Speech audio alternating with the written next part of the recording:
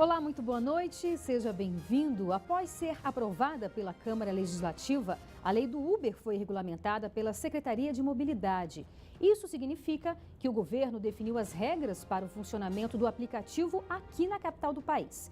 Entre as determinações, o motorista precisa ter ficha limpa para atuar no mercado e fazer vistorias periódicas no carro.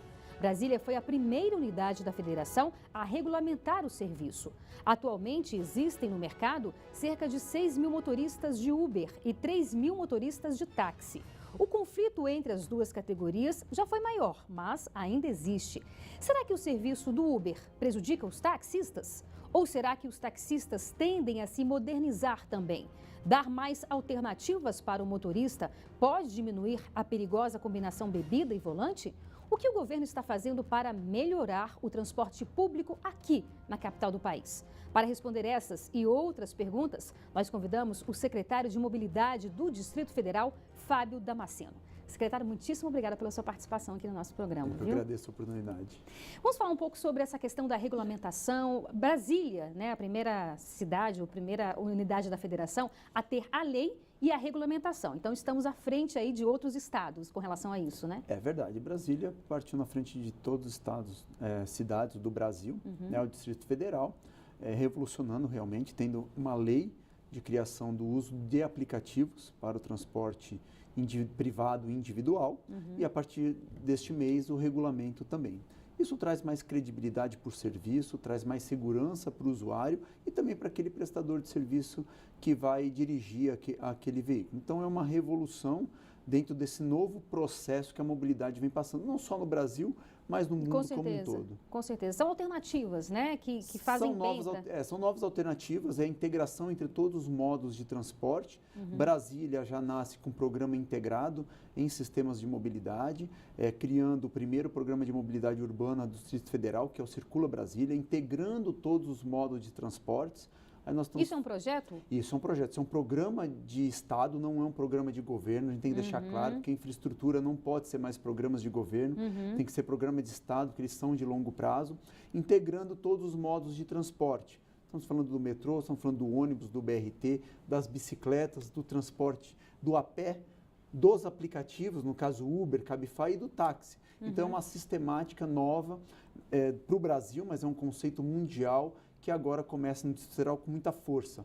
Então, eu arrisco dizer que é a primeira unidade da federação efetivamente que traz esse conceito mais moderno de mobilidade mais integrada entre todos os modos de transporte, e aquele que tem o carro também, e aquele que tem uma melhor facilidade em determinadas áreas de circulação é aquele que a gente dá prioridade. Como, por exemplo, a bicicleta, numa última milha, num último quarteirão, você utilizar ela e depois você pegar um sistema de transporte público, ou você pegar o seu carro dentro da sua cidade, dentro do seu bairro, ir até um estacionamento num BRT e de lá pegar um BRT. E depois, quando chega na rodoviária do plano, pegar uma bicicleta para andar 2 quadras ou ir a pé, enfim. Essa integração que ela é muito importante, isso ajudou várias outras cidades. Nós falamos usar só o carro, usar só o ônibus, usar só o metrô, isso já não é mais salutar dentro de uma cidade, porque o metrô ele não é porta a porta, o ônibus chega um pouco mais perto, mas ainda não é também, mas tem outros sistemas, como a pé, a bicicleta e o sistema como o táxi, o Uber, que chegam à porta das casas das pessoas, o próprio automóvel. Então, essa forma de integração onde você consegue melhorar o atendimento do transporte público, aumentar a demanda do transporte público, reduzir a demanda por transporte individual e distribuir melhor a população nessa movimentação. Claro que isso aliado a uma política, que é onde o Distrito Federal desenvolve muito, de desenvolvimento econômico, de desenvolvimento urbano, atrelado à nossa Secretaria de Território, o secretário Tiago vem fazer um trabalho grande, que é de desenvolvimento de algumas áreas onde você possa também diminuir o deslocamento, transformar áreas economicamente ativas, onde as pessoas moram e trabalham e você reduz a necessidade de grandes deslocamentos. Isso também ajuda na mobilidade numa cidade como um todo. Ou seja, o Distrito Federal vem com uma nova proposta, é algo moderno, a nível de Brasil, mas é um sistema muito eficaz, que se mostrou muito eficaz, principalmente na Europa, de integração entre os modos de transporte. E quando que a gente vai ver em prática? Tá. Bom, nós criamos o programa Circula Brasília, que é, como eu falei, o programa de mobilidade urbana do Distrito Federal. Lá tem uma série de ações nós trabalhamos com 3 pilares principais. O transporte coletivo atual, então a melhoria do transporte coletivo atual, que é o que está na rua, que é o que a população não pode esperar. Que ainda é muito ruim, não é, secretário? Existe algumas deficiências que você não resolve isso do dia para a noite. Com certeza. Nós estamos falando aí de 30, 40 anos Verdade. de pouco ou nenhum planejamento nesta área, pouca efetivação de planejamento. Então, nós pegamos projetos antigos, sim, não inventamos a roda, isso é muito importante por ser um programa de Estado.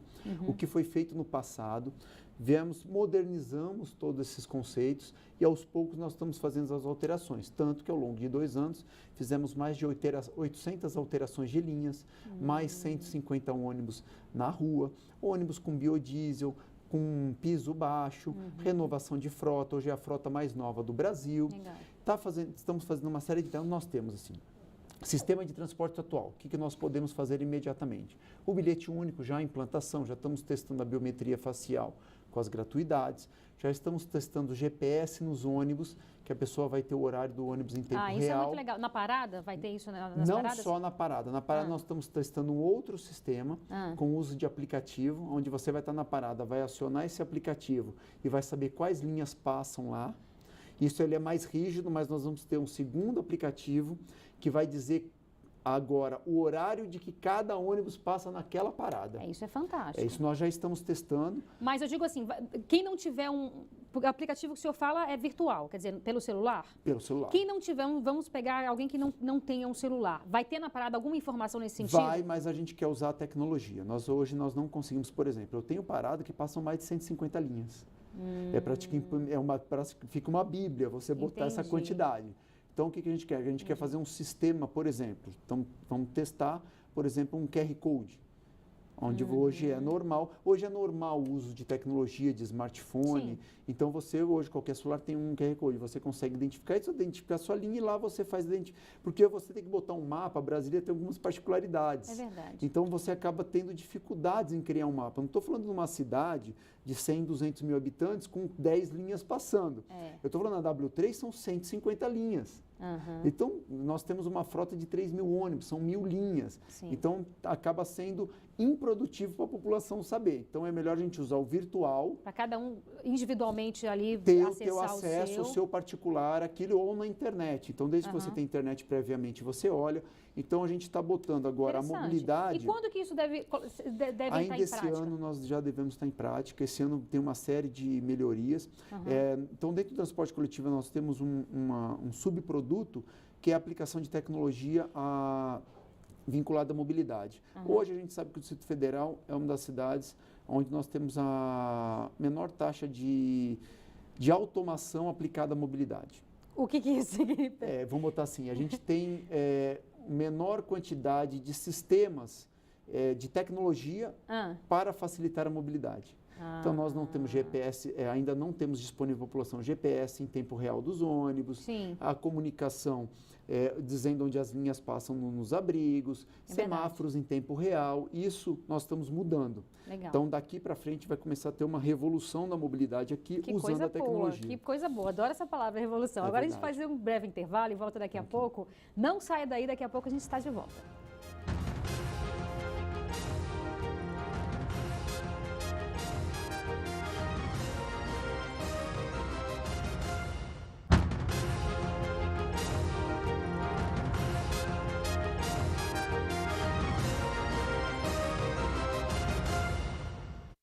Estamos de volta com o Band Entrevista. O nosso convidado de hoje é o secretário de Mobilidade daqui do Distrito Federal, Fábio Damasceno. Secretário, nós temos aqui algumas perguntas de telespectadores. Por exemplo, o Alan Marques pergunta: por que não existe projeto de VLT para as áreas como Sudoeste, Asa Norte e Asa Sul? Na verdade, existe um projeto, o metrô está desenvolvendo um projeto para VLT no Sudoeste, Esplanada dos Ministérios, e W3 Sul e W3 Norte. Então, existe um projeto para isso, o metrô está desenvolvendo. Não é um projeto de curto prazo. Então, o que nós temos hoje, curto prazo que eu digo, não é um projeto para 2 anos, você não consegue concluir um projeto desse tipo, mas existe... Iniciar, pelo menos, as obras? Não, ainda não. Também não, né? Não dá para a gente prometer isso, porque precisa de captação de recursos. O Brasil está passando por um momento muito difícil, a nossa economia, a população sabe disso. O esforço que esse governo vem fazendo, que o nosso governador Rodrigo Lemberg vem fazendo para recuperar o Distrito Federal, nós estamos superando isso, mas isso exige ainda um esforço de médio e longo prazo, até porque tem que ser dinheiro do governo federal para ajudar a pagar um projeto desse. O que a gente está trabalhando, nós temos dentro do programa toda a parte de infraestrutura do Circula Brasília, nós temos todo um desenvolvimento de infraestrutura em sistemas de transporte, que envolve VLT, envolve o metrô e envolve desenvolvimento de outros corredores de BRT, que é o que a gente chama de expresso. Então, são vários corredores sendo projetados para a melhoria do transporte aqui no Distrito Federal. A Patrícia Santos vai um pouco nessa linha, pergunta com relação ao metrô. Quando ampliarão e executarão um projeto inicial que inclui Asa Norte, Lago Sul, Gama e o Lago Norte? Bom, a nossa prioridade hoje do metrô é que nós temos projeto concluído, captando dinheiro junto ao governo federal, que é a ampliação de Samambaia, projeto pronto, aguardando a liberação de recursos da Caixa Econômica. Tem previsão, não? A previsão é estamos aguardando o Ministério liberar esse recurso para começar para licitar a obra. Samambaia já está ok, ampliação de 3 estações para Samambaia. Legal. Esse já está ok. Legal. Nós estamos aguardando a liberação da ampliação de Ceilândia e a ampliação para a Asa Norte. Então, nós já temos um projeto para ampliação do metrô da Asa Norte. Começa com a primeira estação, que é até o Agarrão, são 1 quilômetro de estação. E aí o metrô já está contratando o projeto de ampliação até o final da Asa Norte, que vai conectar o tanque ao terminal Asa Norte, onde vai conectar BRT, metrô e sistema do entorno. Sem querer pressionar e já pressionando, uma previsão daqui a 2 anos, claro que isso a gente está falando de previsão. Samambaia, a gente consegue ter uma previsão, 2, 3 anos, a gente consegue ter isso concluído sem problema nenhum, iniciando ainda no final desse ano, início de 2018. O restante depende aí da questão de recursos. Uma coisa importante que nós também estamos fazendo, que vai trazer muita melhoria, são as 3 estações que não foram concluídas no metrô. Estação da Asa Sul, 104, 106, 112. 112 ou 110. Essas 3 estações nós já captamos o recurso. Agradecer muito a Secretaria de Planejamento com isso, junto ao Banco do Brasil. Então, o metrô já está preparando essa licitação. Então, em breve, nós teremos mais 3 estações na Asa Sul. Isso vai trazer muita facilidade para toda a população da Asa Sul. Com certeza. A Patrícia Almeida pergunta o seguinte, essa questão das faixas exclusivas, ela foi polêmica desde o começo, mas ainda tem, né, alguns questionamentos, principalmente ali na W3, que é uma área ali bem limitada mesmo. Então, que tal tirar as faixas exclusivas enquanto o Estado não fornece transporte público coletivo de qualidade, especialmente porque os ônibus não conservam o porte? Na W3, por exemplo, ela diz que é rotineiro, os ônibus andarem nas 3 faixas. Na verdade, é uma questão de regulamentação para o ônibus ultrapassar, ele tem que usar a dele, mas ele não poderia ultrapassar. Isso a gente bota a fiscalização para fazer o controle. Agora, é imprescindível ter faixas exclusivas de ônibus e ampliar a faixa exclusiva. As faixas exclusivas de ônibus traz uma economia de tempo para quem usa o transporte público muito grande. Então, para uma cidade que tem um programa de mobilidade estruturado, que tem como priorização o transporte coletivo, não pode abrir mão da faixa exclusiva e, muito pelo contrário, tem que ofertar muito mais faixa exclusiva. Então, hoje a prioridade é transporte coletivo em detrimento do transporte individual. Então, a prioridade tem que ser dada e nossos estudos são de ampliação das faixas exclusivas de ônibus. Agora sim, é igual a Pamela Vieira fala aqui. É claro que para você desmotivar as pessoas a deixarem o carro em casa, um pouco do que a gente estava falando no bloco anterior, você tem que oferecer um transporte de qualidade, né? O que a gente percebe aqui em comparação a outras cidades, outros países? Primeiro que as paradas são muito longes umas das outras, né? E aí entra aquilo que você falou, né? De você interagir. Embora, claro, a gente sabe que em relação a décadas atrás, o transporte público de Brasília melhorou e muito, com certeza. Você tirou das mãos de um grupo pequeno que não queria fazer absolutamente nada, só queria ganhar dinheiro. Mas ainda há muito que se fazer. Então, a gente pode falar em uma mudança a médio, inclusive uma mudança de cultura também, claro, dos passageiros, dos brasilienses ou dos moradores da capital. A curto, médio prazo, a gente pode falar nesse sentido? Pode. Na verdade, é o que nós estamos trabalhando. Então, desde toda uma melhoria que ela não é tão sentida pela maioria da população que não usa o transporte coletivo, mas a população hoje que mora no Gama, mora em Planaltina, mora em várias cidades, teve uma mudança muito grande, novas linhas, novos horários. Claro que ainda precisa de mais, nós estamos trabalhando com isso, mas o que a gente precisa agora é trazer o usuário do automóvel também para o sistema de transporte coletivo. Eu digo que o transporte coletivo só é acessível, o que eu digo acessível é para a classe social e não acessibilidade de pessoa com deficiência. Verdade. Né? Então, ele precisa ser acessível a qualquer classe, qualquer um tem que estar interagindo. Então, por exemplo, se você botar um ônibus movido de biodiesel com ar-condicionado e piso baixo, na esplanada, o Wi-Fi que nós já colocamos, já está em operação. Isso traz mais As usuários. pessoas estão usando? Estão usando bastante. Então, você agregar junto com o estacionamento, então verdade. ele passa pelo parque da cidade. Você oferecer a tecnologia, o horário do ônibus, onde a pessoa pode estar, por exemplo, num shopping e está olhando, meu ônibus vai daqui passar a meia hora. Meia hora, então daqui a meia hora eu vou fazer mais uma coisa. Então, Sem você não dúvida. fica exposto a intempéries, você não fica exposto num ponto de ônibus, você vai na hora. Então, esse tipo de coisa começa a mudar. Por exemplo, o metrô já botou o horário do que o trem passa nas estações, isso é muito importante. Legal. O novo bilhete único, você poder comprar a tua passagem pela internet, nós já estamos preparando, já está em fase de teste tudo isso. Então, você poder hoje, você ter 1.000 postos de venda e compra de créditos de viagem, isso facilita a vida do usuário. Então, muitas vezes as pessoas não têm o dinheiro naquela hora para pagar, mas ele tem um cartão, ele compra via internet, você poder usar o teu celular para pagar. Nós já estamos estudando o uso de cartão de crédito, cartão de débito nos ônibus e no metrô. Bacana. Então, essa tecnologia, você agrega as pessoas dentro do sistema e elas passam a comprar isso. Então, por exemplo, uma cidade muito que agrega muito o sistema de transporte, nós estamos falando de Águas Claras. Uma cidade de classe média, média alta, onde você tem a linha do metrô a 500 metros de qualquer local e que o metrô poderia ser mais bem utilizado. Sim. Então, Aí é uma questão de cultura. É uma questão de cultura, mas a gente tem que ofertar também, por exemplo, aquela ligação da última milha. É você melhorar as calçadas, que é o que a gente vem trabalhando em torno das estações do metrô, botar um sistema de bicicletas compartilhadas para poder levar ao entorno, ter um sistema de transporte circular que nós já implantamos, vamos melhorar o sistema. Aí, em contrapartida, botar as 3 estações na Asa Sul, ampliar o metrô para a Asa Norte, botar o sistema na rodoviária do plano piloto, das bicicletas, fazer essa integração. E mostrar para a população que isso funciona e que isso existe. Muitas vezes existe um desconhecimento e a tecnologia. Então, isso que agora, essa é a revolução que nós vamos mostrar que é possível nós fazermos isso no Distrito Federal. É verdade. Só para a gente terminar aqui esse bloco, agora uma reclamação que é realmente plausível, R$5 o preço do metrô é caro? Na verdade, nós estamos falando de um sistema integrado.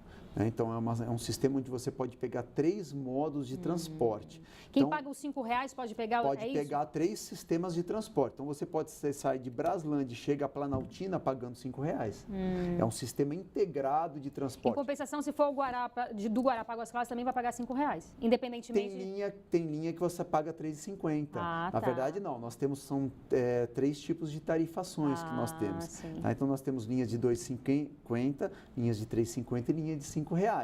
Então, linhas locais é R$2,50, alimentadora R$3,50 e R$5. Só que, se você pegar uma de R$2,50, depois for pegar uma de R$5, você paga no máximo R$5. Entendi. Então, nós estamos falando que a tarifa máxima que pode ser cobrada do usuário é R$5. São R$5 num período de 2 horas.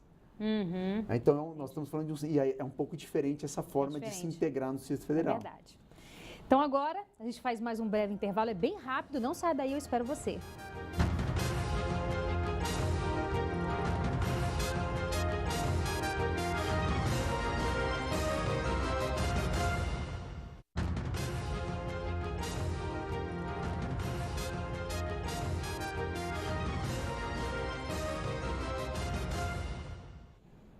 Estamos de volta com o Band Entrevista. O nosso convidado é o secretário de Mobilidade daqui do Distrito Federal, Fábio Damasceno. Secretário, Brasília, como a gente falou aqui do Distrito Federal, é a primeira unidade federativa, né, a ter a lei e a regulamentação do Uber, ou desses aplicativos de uma forma geral. Baseado em quê? Vocês pegaram, porque foi a própria Secretaria de Mobilidade que fez essa regulamentação. Vocês pegaram parâmetros, exemplos de outros países, de outras capitais? Existem vários países, várias capitais mundiais fizeram essa regulamentação.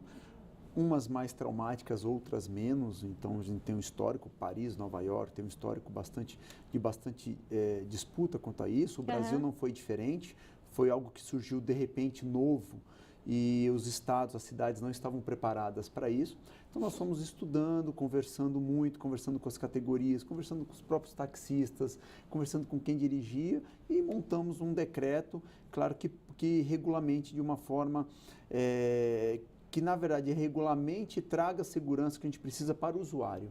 O grande foco aqui é a melhoria do serviço para o usuário, como a qualidade do veículo, você tem inspeção veicular, saber quem está dirigindo, isso é um alerta para quem usa qualquer sistema por aplicativo. O aplicativo é obrigado, via decreto agora, a mostrar a foto do motorista e tem que estar atrelado à placa daquele carro. Se tiver alguma uma incompatibilidade com o que você estiver vendo, não pegue aquele carro.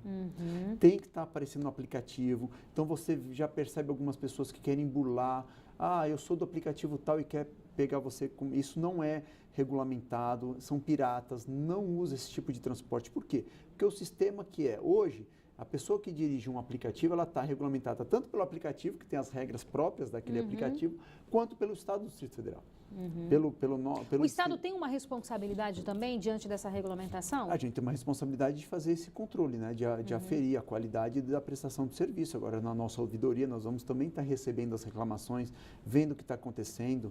Então, a gente tem uma série, teve um caso recente aí que estão fazendo toda uma investigação sobre estupro de um motorista. Tudo isso a gente teria, por exemplo, hoje numa viagem para o aplicativo, você sabe quem é o motorista, você tem a foto, você sabe onde ele mora, você sabe o antecedente criminal, que se ele tiver não pode dirigir, sabe o trajeto que foi feito, então não tem como não pegar essa pessoa, desde que você respeite as regras que estão no aplicativo. Não use, se ele falar, eu sou do aplicativo, desliga o aplicativo, não faça isso. Use sempre o aplicativo, porque ele hoje é regulamentado e ele é controlado, tanto pela empresa quanto pelo Estado. E ter dar mais opções ao motorista, a gente estava falando um pouco no início, existia a lei seca, infelizmente é grande ainda o número de motoristas que bebem e depois dirigem. Você acha que o motorista ter esse leque, ter outras oportunidades, isso, quem sai ganhando? Quer dizer, os brasilienses também saem ganhando com isso, a população também sai ganhando com isso? Isso é muito importante. A diversidade da mobilidade ela é muito importante. E esses aplicativos vêm com mais um modo de transporte para isso.